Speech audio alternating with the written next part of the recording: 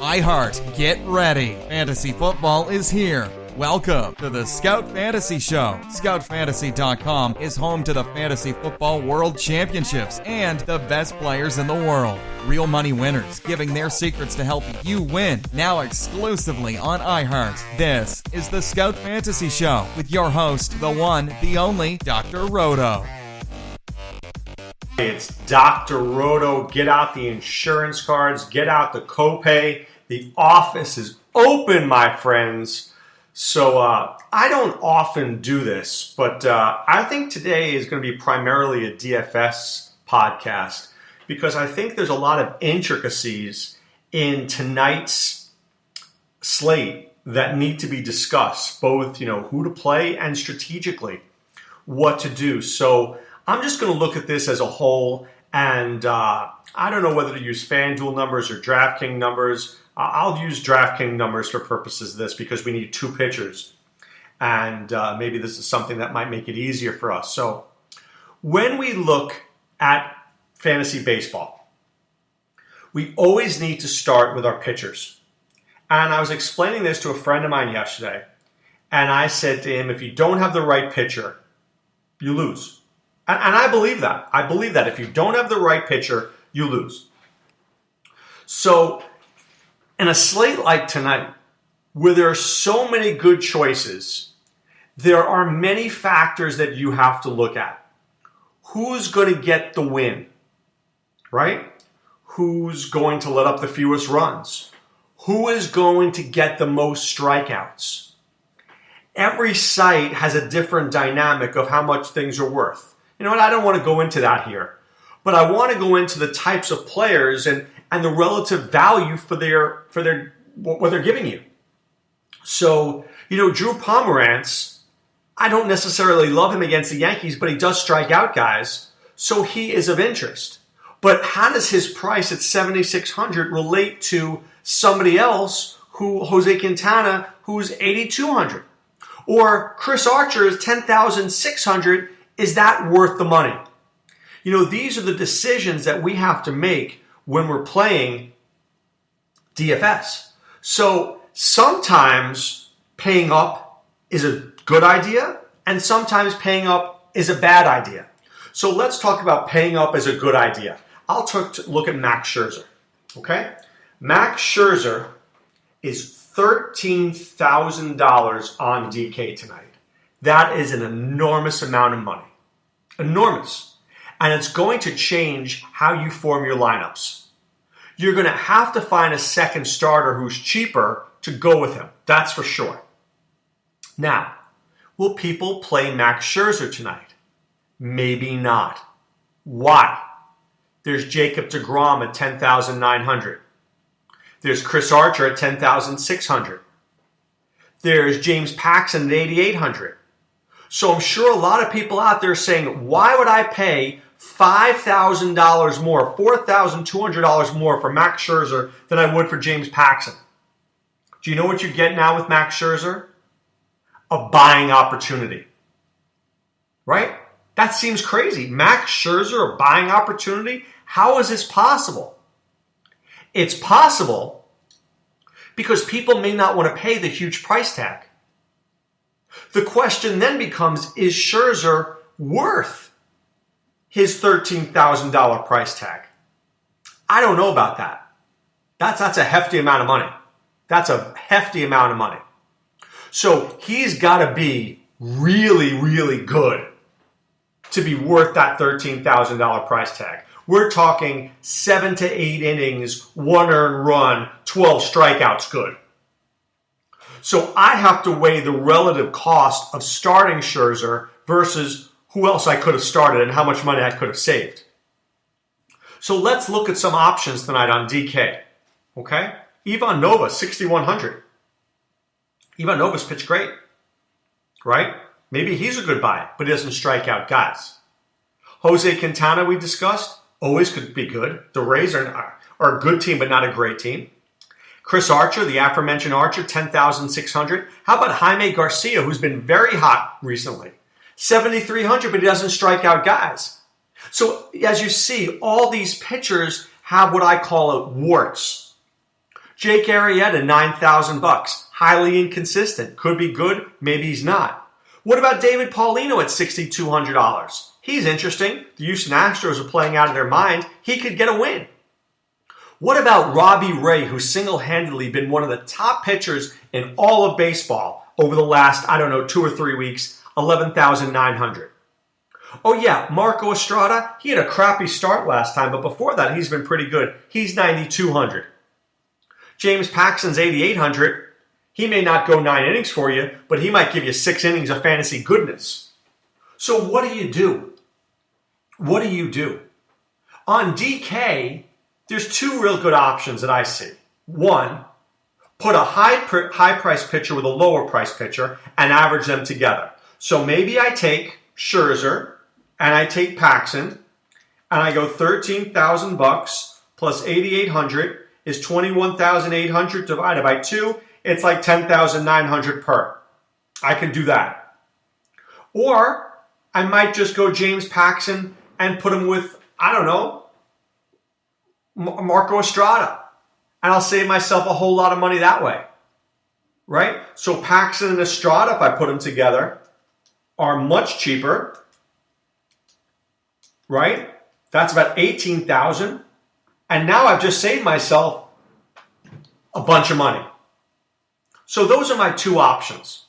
I can go high-priced pitcher and lower-priced pitcher, or 2 medium-priced pitchers. Or if I'm really, really lucky, if I'm really, really want to be risky, do I take Max Scherzer and put him with a Paulino?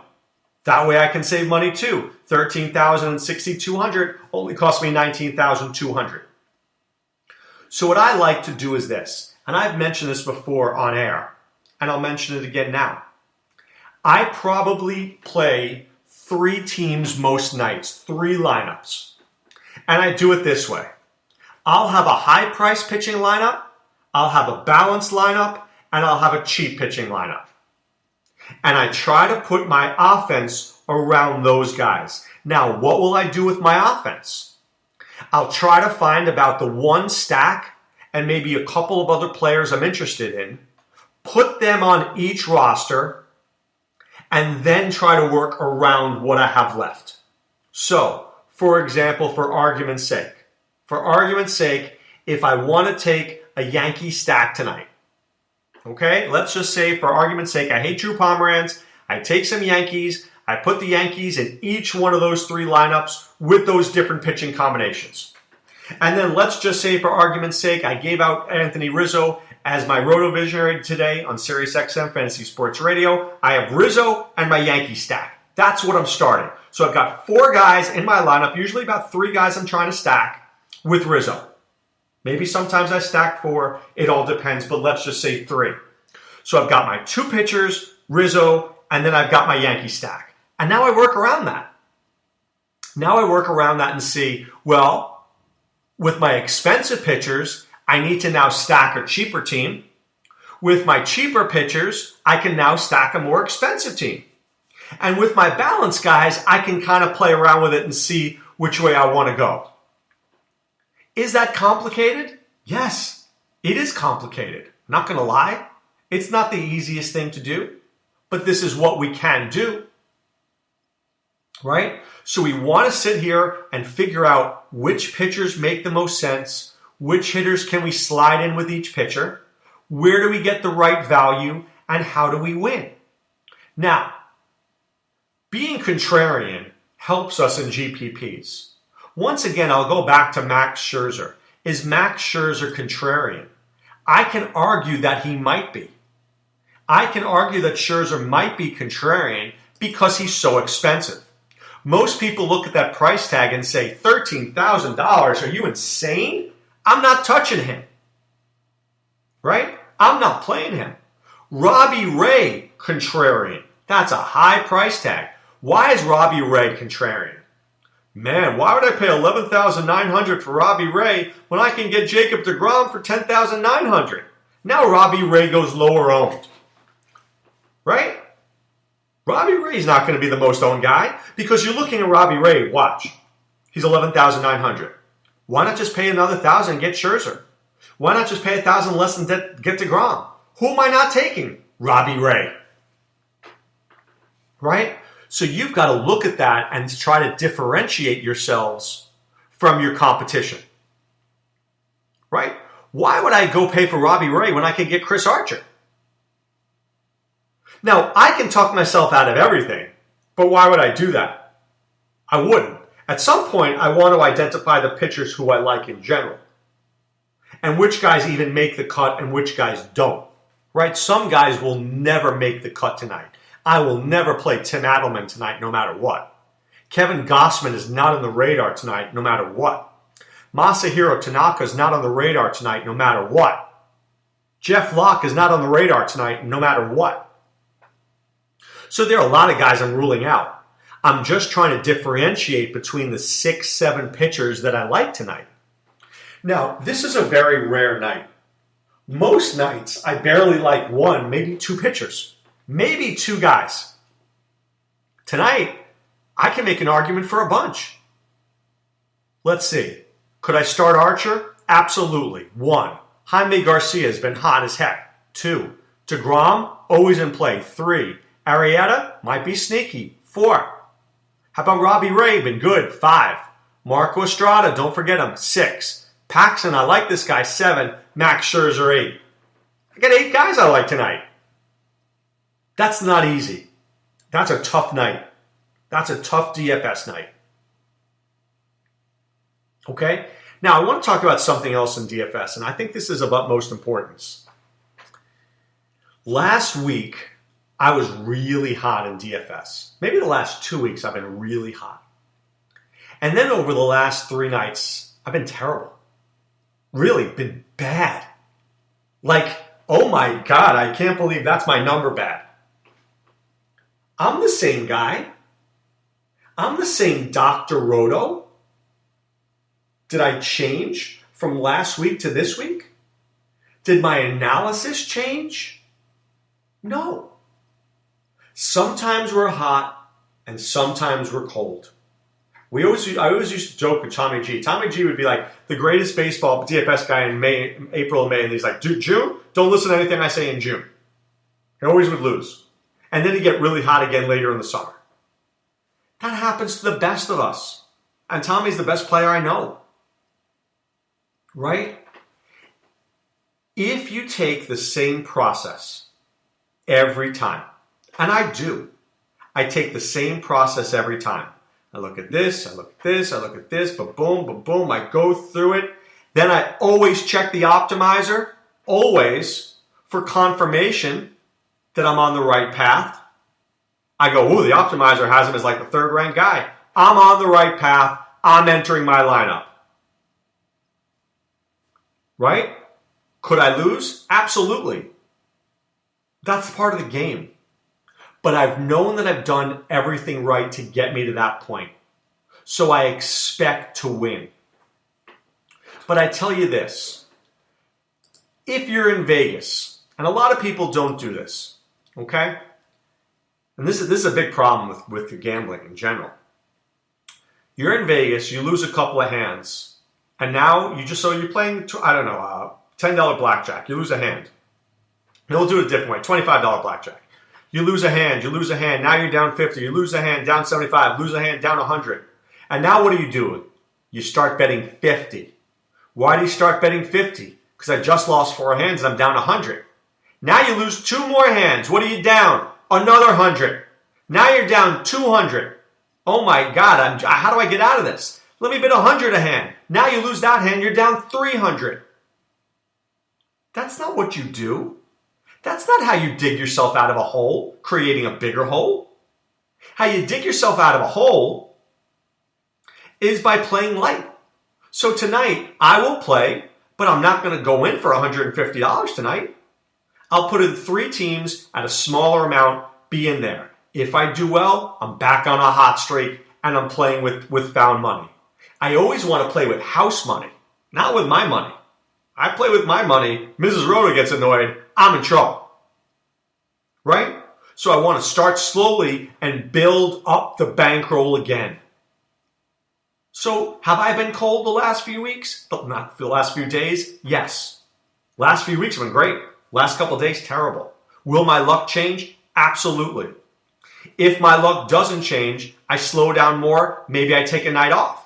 Maybe I go, you know what? Thursday, I don't know. I'll take off Thursday. I'll come back Friday. I'll take off the weekend. I'll play once. Boom, I'm done. Maybe I'll even take off Friday. I'll be off Thursday through Monday. Nothing wrong with that. Sometimes when you get in a cold streak, you got to change things. You got to change things to get yourself right again. There's no shame in doing that. You think I want to lose? No way. I'm too competitive for that. But baseball is unlike football. Football is every week. Baseball's a grind. It's every night. Going to be highs, they're going to be lows. Football, I've got 17 weeks to figure it out. Football, it usually takes me like 2 or 3 weeks to get locked in. And then somewhere around week 5, week 6, I'm totally locked in through like week 17 or week 16. Because I see the tendencies and what teams are trying to do. Right? Baseball is different. Different pitchers every night. Different lineups every night. You gotta key in and you gotta see what's going on. And you gotta pay attention and you gotta know when to step back. Not easy to know when to do that. It takes a big person to know when to step back. Hopefully you can figure that out too. You know what else I hope you figure out? I hope you figure out to be part of the Scout Army. I want you to go to scoutfantasy.com, enter the promo code Roto, pay for 1 month. We'll get you 2 more months for free. You can be part of what we're doing here, part of our message boards, looking at our articles, podcasts, optimizer, whatever you need, the tools you need to be successful. And that's what we're trying to do. We want to make you successful in your seasonal leagues and, of course, in DFS. All right, guys, back tomorrow. Wishing you a great day. Did I say now it's time to put away the insurance cards, put away the copay? I don't think we did that. It's not time to put away the insurance cards, put away the copay. The office is closed, my friends. Like I said, back tomorrow, doing our thing, Scout Fantasy style. Have a great day, guys. Be well. Take care. Thanks for listening to the Scout Fantasy Show. There's never been a better time to join the Scout Army. Visit scoutfantasy.com. Use the promo ROTO for 2 months free. And don't forget, fantasy players, please thumbs up the podcast on the iHeart app. See you next time. Go Scouts!